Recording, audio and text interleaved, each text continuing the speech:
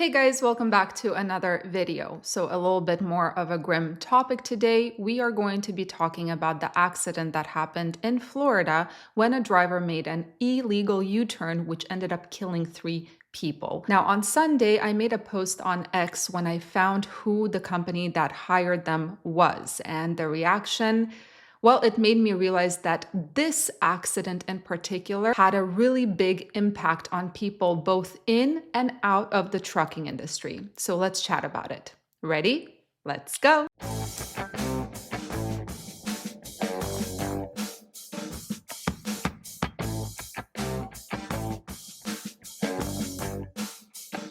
So considering the fact that I do not usually make any dedicated videos to accidents on this channel, there's obviously going to be a question, why are you focusing on this one in particular? The answer is very simple. As somebody who majored in abnormal psychology, it was the reaction of the driver that shocked me. If you have already watched the dashcam video, you will know exactly what I'm talking about. When the driver realized that a minivan got lodged under his trailer while he was making the illegal U-turn, there was absolutely nothing. Now, I'm the kind of person who always has a healthy amount of self-doubt, but when American truckers posted a video of a body language expert analyzing the dashcam footage, I realized that I was not crazy. And the body language expert actually concluded that not only was there zero reaction on the face, emotional or otherwise, there was zero reaction in the body. He was looking at the shoulders when the accident happened. There was nothing in the body that showed that this guy tensed up or was shocked or anything like that. So when I posted on X on Sunday with the company name that hired this guy, the reaction was insane. A lot of people had something to say. So in this video, we're going to go through the accident, the company history, and also why is it that this one in particular had such a big impact on people. So I'm going to be posting different screenshots right here. Let's go through it. Let's start with the company history. The company that hired this guy is called White Hawk Carriers, Inc., based in California. Currently, they have a pending insurance cancellation. Actually, it's supposed to be canceled today, August 19th. Now, it's unclear whether this insurance cancellation is accident related, it's a result of this accident, or whether it was just up for renewal and they did not renew on time. Now, they were granted their authority on August 23rd of 2016, which makes them 9 years old, or at least so it seems. And if we look at the company history, we can see that in both 2024 as well as 2025, they had multiple hours of service falsification violations, but this is arguably not the worst part. In 2024, there were also several instances of drivers being put out of service for driving without a valid CDL. White Hawk Carriers, Inc. is not the first company of its kind. Initially, White Hawk Carriers, Inc. was known as White Star Trucking, Inc. Different MC, different DOT, same owner. Now, White Star was actually put out of service by the FMCSA. Not the driver. It wasn't the driver or a truck that was put out of service. The whole company was put out of service. And it was stated, new entrant revoked, expedited actions. So the question is, what might trigger an expedited action against a new entrant? Well, a few things, and I'm going to list them for you. Driver not possessing a valid CDL, falsified CDL, expired or revoked CDL, using a driver who tested positive for drugs or alcohol or refused to do a pre-employment or random test. And the list goes on and on. So yeah, there's that. White Star was shut down even before they exited the new entrant program, right? The FMCSA said, no, you are out of service. So then they decided to open another company, White Hawk Carriers, Inc. But the problem is, considering their violations, it looks like they continued hiring folks who had suspended or invalid or non-existent CDLs. But now let's talk about the actual driver who caused this horrific crash. This is something many of you have already already probably heard about or read about or seen, but I'm going to quote this. The driver, Harjinder Singh, excuse me if I'm butchering his name, came in through the southern border illegally in 2018. So the question is, how was he able to get a CDL? Well, he was actually processed for deportation shortly after he came in, but then he was able to stay because, and I quote, he claimed he feared being sent back home. Singh was later released on a $5,000 immigration bond in January 2019, still awaits a decision on his asylum case, and after receiving his work permit in June of 2021, Singh was able to secure a commercial driver's license in California, according to the Department of Homeland Security. So what is it about this particular accident that sparked such an outrage? After all, this is not the first accident, if we're just taking this year alone, right? This is not the first accident.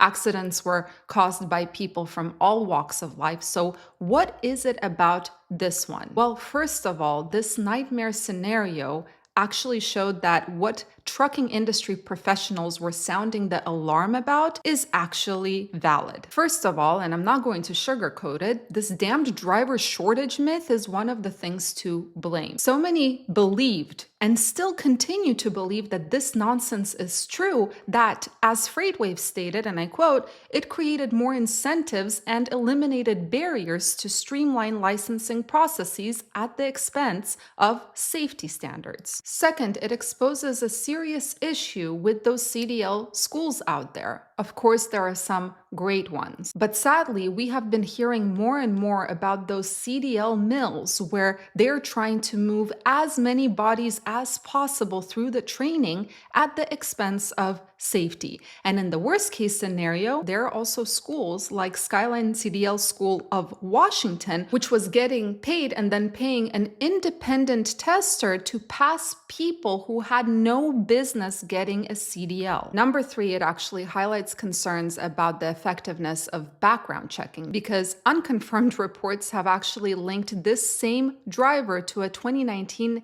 incident in Arkansas, where a trucker named Harjinder Singh caused a collapse of an 88-year-old historic bridge in Ola by driving an overweight 38-ton semi-truck over it despite clear weight limit signs. This, of course, raised the question of how are these drivers with past violations being screened and allowed to continue operating those heavy-duty vehicles. Fourth, it's of course what got me is the dashcam footage, because usually when an accident is reported over the news, you see it after the fact, the result of that accident. In this case, you actually see it happening on dashcam and you can see the driver's reaction. And this graphic dashcam footage, and specifically the reaction or lack thereof of the driver, is what sparked that outrage. Number five, it of course brings attention to the companies rebranding themselves after being shut down by the FMCSA for a bunch of really crappy violations. Chameleon Carriers, if you will, considering the fact that White Hawk Carriers Inc. was before known as White Star and then was shut down by the FMCSA, what they did was simply opened a new DOT, new MC under a new address in California and continued operating, all while hiring folks who have expired, suspended, non-valid CDLs, which raises questions about the effectiveness of oversight in preventing the repeat offenders from endangering public safety. And finally, the big one, something that I absolutely must mention considering how at the center of this case it is, this incident has amplified discussions around immigration and trucking, with many truckers voicing concerns about illegal immigrants obtaining a CDL and the associated safety risks. Now, I'm going to quote this. Many trucks voice opposition to illegal immigrant truck drivers primarily due to concerns over road safety, inadequate training, and inconsistent adherence to industry regulations. For instance, truckers note that these individuals might get their CDLs through questionable means, like CDL mills that really don't care about training. They just want to move as many bodies through the training process and make as much money as possible. Or in the worst case, fraudulent processes. We just talked about that school in Washington. And this means that these trainees and future CDL holders are not mastering the skills needed to operate a commercial motor vehicle safely. Another significant factor in this category is, of course, language proficiency barriers. Truckers argue that insufficient English language skills hinder effective operation and response in critical conditions, which makes the hazard worse in an already dangerous and demanding profession. Now, we do not know whether Singh was not proficient in English or whether he simply decided to ignore the sign saying no U-turn, official use only. Regardless of what happened and how this sign came to be ignored or not read, the decision to make a U-turn where he wasn't supposed to killed 3 people. And finally, truckers express worries about non-compliance with safety regulations and violating hours of service and not going through the processes that are required by law to continue operating. Now, all of these concerns that I listed, it stems from truckers' direct observations when they are on the road. So yeah, guys, that's the story. It is very sad that 3 people lost their lives because of one man's poor decision making. And it's even sadder that that same man had absolutely no reaction when he saw what happened. This is a dangerous profession, not just for the person driving, but for those that are around that person as well. It's interesting. Superman, my former team member and the most amazing person I have ever had the pleasure of working with, comes to mind here, because something that he used to always tell me, especially in the wintertime, was we respect the elements. And I will add to that, respect the elements, honor the asphalt, heed the signs, and safeguard your surroundings.